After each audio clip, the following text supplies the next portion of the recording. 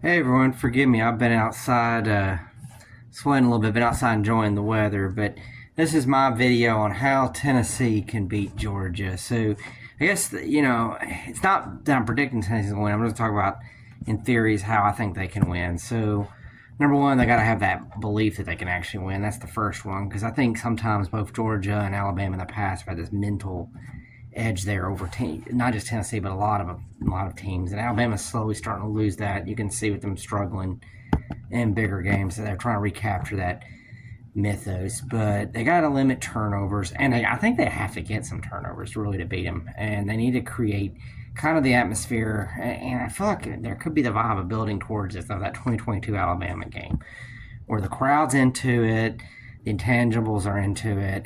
They get Georgia panicking, and do that, they kind of have to take an early lead. I feel like getting an early lead would really be beneficial. It's not required, but something that would really help them and put the pressure on Georgia. Because all the pressure's on Georgia to win. I don't think Tennessee, a lot of people aren't expecting them to win, so all the pressure's on them. So they got to have strong line of scrimmage play. I mean, that's every football game in general. So they got to at least match Georgia and the intensity there. Hope Georgia, maybe Georgia's hope that I think Georgia's good. I think the whole they struggle with Austin P stuff is them just I hate to use the word catfishing, but them just hiding their playbook. But they got to hope that maybe they got Tennessee feels like they have more momentum coming into this game. They've been playing stronger. Granted, neither one of them played elite competition, but Tennessee has a little bit more confidence. And then getting them early in the game. Kirby Smart's traditionally been out coaching Heupel. He's found schemes to attack Tennessee. Oftentimes their strengths.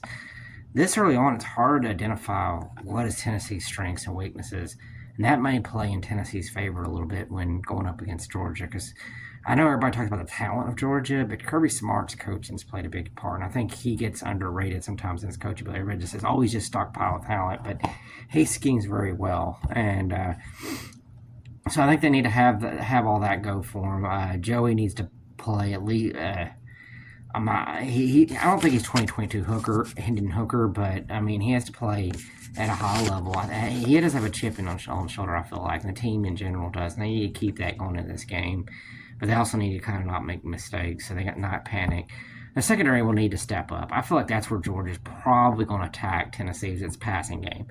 So if the secondary can step up, slow down, put pressure on Gunner Stockton, they can actually get pressure on him and force him into mistakes. A pick would really help. Get in his head, and then be able to hold up better. Probably need to be able to find a way to run the ball and get some offense on them and get the crowd into the game. The crowd being a big intangible. Tennessee's not projected to win. They got it at home. They got game day there. They playing a little bit. Look like they're in theory playing better ball coming into the game. So all these intangibles need to add up to get Tennessee that energy, that juice, to get them into that 2022 kind of Alabama matchup. And I feel like between the two teams, it's more important to Tennessee. Tennessee probably needs this more.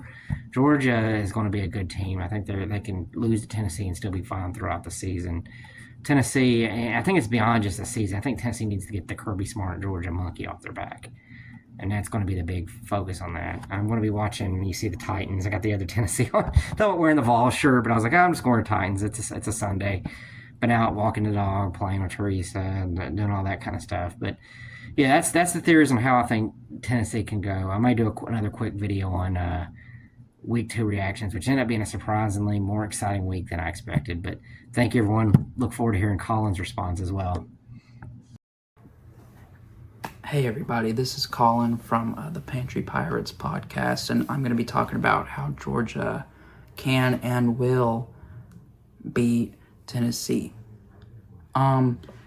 It's not like, obviously they're not the favorites anymore, which is kind of bizarre. I'm going to get into that in a second, but there's not a lot that goes into it. I would say the main thing is you have to limit turnovers. If Gunner Stockton comes in and he throws 2-3 interceptions and all of a sudden we're down 14 points, that's like a recipe for how we lose the game. Tennessee has a really good offense just based off what we've seen, and Georgia has a really good defense.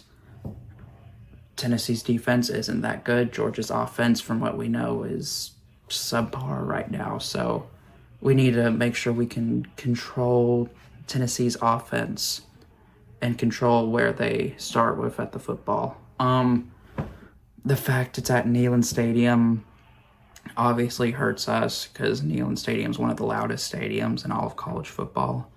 It's not a night game, so it won't be like, it may still be really bad, but not the worst. You gotta play in with the crowd though. You can't come and throw in 3 and outs.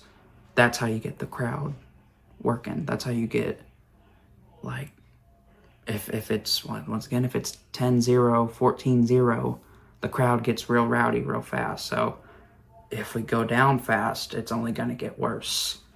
I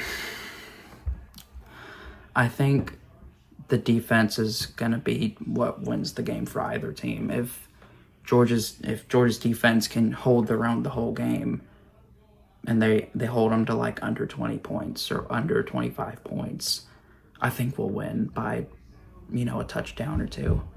But if Tennessee's defense is standing us up every drive, it might not matter, So I think that's a really big part of it.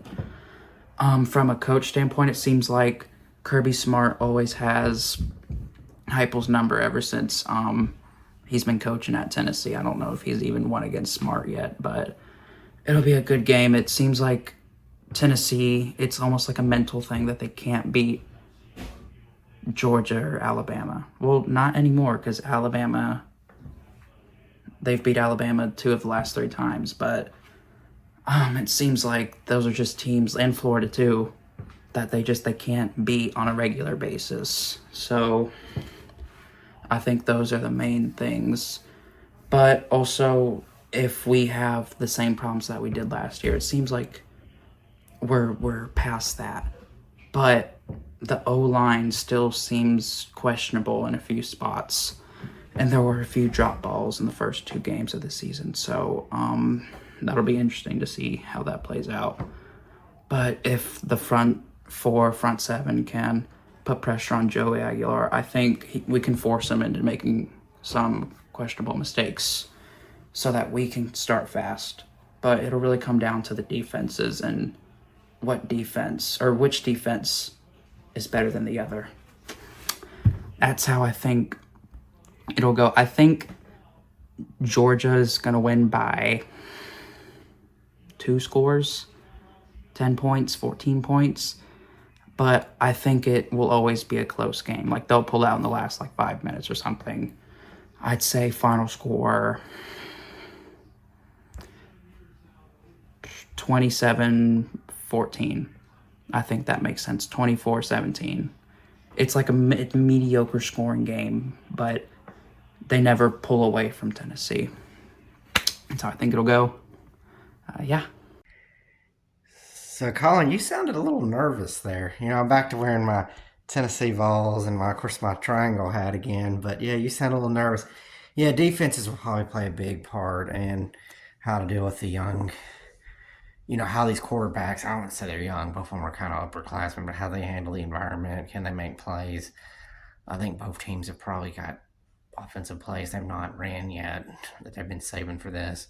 I think Tennessee's probably going to do more with its tight ends. That's something they've not done this year, but we're doing a lot more. Apparently, a lot was coming out of spring camp about that. So, won't be surprised they go a lot to their tight ends. Can they get the running game going? Georgia, I'm not sure if they have a strong running game. I haven't seen enough of Georgia, to be honest, but I've not heard much about running backs or anything. If Georgia can't rush, it may be, like you said, a low-scoring game. Yeah, it gives me kind of 2022 Alabama feel, but we'll see. Go Vols. Well, maybe this streaks are made to be broken. I think Tennessee had a 9-10 game win streak over Georgia back in the 90s. You guys have returned the favor lately, so maybe it's time for it to end like it did with Alabama a few years ago.